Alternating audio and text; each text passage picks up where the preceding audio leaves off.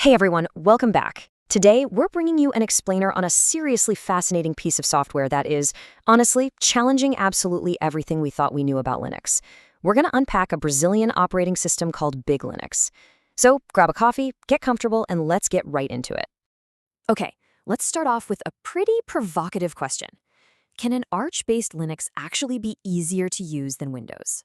Now, this is a question that instantly hooks both skeptical Linux veterans and completely curious beginners alike. For years, the conventional wisdom has basically been that certain branches of Linux, specifically those built on the Arch architecture, are strictly for hardcore power users who just love typing code. But our sources are pointing to a distribution that boldly claims to be easier to use than Windows right out of the box. No way, right? Well, let's look at Section 1, the Linux complexity myth. To really grasp how wild that claim is, we've got to look at the expectation versus the reality of using advanced Linux distributions today. For a long time, the expectation has basically been this. If you run an Arch-based system, you're going to spend half your life in a text-based terminal furiously typing out commands just to get your Wi-Fi working. But the reality? BigLinux completely flips the script on that. Reviewers and everyday users consistently point out that you can run this system indefinitely without ever even opening a terminal. It gives you these robust, out-of-the-box GUI or graphical user interface tools for literally everything. Which brings us to Section 2. Meet BigLinux, Brazilian Innovation. This incredibly unique, community-driven project operates under a pretty ambitious motto: in search of the perfect system. And they definitely didn't just pop up overnight. The project actually boasts over 22 years of history. They spent a solid decade with roots based in Ubuntu and Deepin, but the massive game changer happened in 2021. That's when they shifted their foundation over to Manjaro, which is an Arch-based system, along with the KDE Plasma desktop.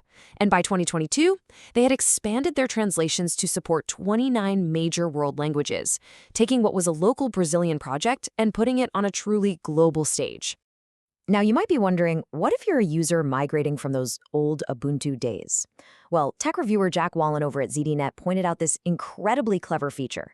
If you accidentally type apt-get update out of pure muscle memory, which, is an Ubuntu command, BigLinux doesn't just yell at you with an error. It actually has a built-in wrapper that automatically catches your mistake, translates it to the correct Arch pacman command, and just runs it anyway. I mean, that is a level of user forgiveness that is frankly unheard of in the tech world. Moving right along to Section 3, Standout Features and Web Apps. Because that smart terminal translation? Yeah, that's just the tip of the iceberg. Our sources heavily highlighted the BigLinux Web App Manager. This little tool lets you turn up to 30 regular websites into native desktop applications in just 3 super simple steps. You open the manager, you punch in a URL, say Google's Gemini AI, for example, you categorize it, and then you just pick the background browser engine you want it to run on, like Brave or Firefox. And boom, suddenly that website acts exactly like a fully installed app on your computer.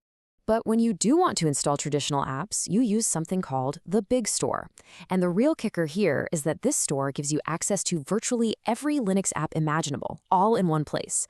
It seamlessly combines native apps, Flatpaks, snaps, app images, the massive Arch user repository, and get this, even Android apps via an integration called Wageroid. It's the whole shebang. You don't even need to know where the software comes from. The store just handles all the heavy lifting for you. And they've baked in features for absolutely everyone. Power users, you get a built-in graphical SSH manager right inside the terminal to easily manage remote server connections. Remote workers, you get this slick neural network-powered noise reduction for your voice calls. And the gamers? Oh, they get the Steam platform pre-installed and fully optimized right out of the box. All right, Section 4, Setup and Customization Made Easy. Because, let's be real, having all these fancy features doesn't really matter if you can't easily install the system in the first place. But check out these incredibly lightweight requirements. The absolute minimum is just 2 GB of RAM and 8 GB of storage. To put that into perspective, one Reddit user in the Linux Brazil community actually reported using BigLinux flawlessly for their professional legal work on a heavily aged Intel Celeron laptop with just 4 gigs of RAM. It literally breathes new life into old hardware. And once you actually boot it up, you're presented with a bunch of different desktop layout options. Since BigLinux uses the highly customizable KDE Plasma environment, it gives you these one-click layouts to instantly completely change how your interface looks. Want it to look exactly like Windows? Just choose the classic layout. Prefer a Mac OS 5 with that bottom dock? Go with vanilla. It completely removes that visual learning curve for newcomers. Now, if you're the kind of person who gets worried about, breaking your shiny new setup, don't sweat it. BigLinux uses something called BTRFS partitions to create automatic system restore snapshots. Think of this as the ultimate undo button. Actually, scratch that. It's more like a safety net. If you tinker with a setting and totally mess something up, or if an update goes terribly wrong, you just roll back to a previous snapshot right from the boot menu. It lets beginners experiment and play around entirely without fear. Finally, let's look at Section 5, the final community verdict. So what's the bottom line here? Let's bring all these features together and look at some impartial feedback from both professional reviewers and daily users. First step, we've got this glowing professional review from Jack Wallen at ZDNet. He flat out writes, BigLinux makes Linux easy for anyone, and it should be way more popular. He praised the system for beautifully combining aesthetics, performance, and stability, which totally validates those beginner-friendly claims we were talking about earlier.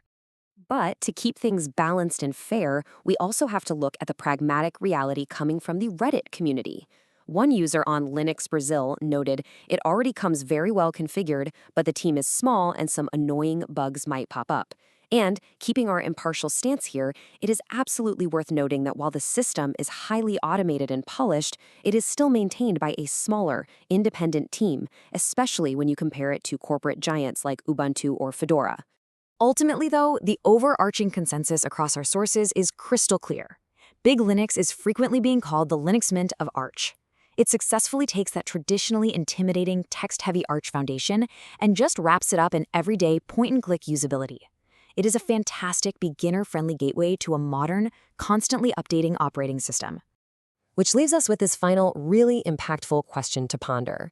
With Linux distributions becoming this accessible, this lightweight, and this feature-rich right out of the box, is the era of the default Windows PC finally coming to an end?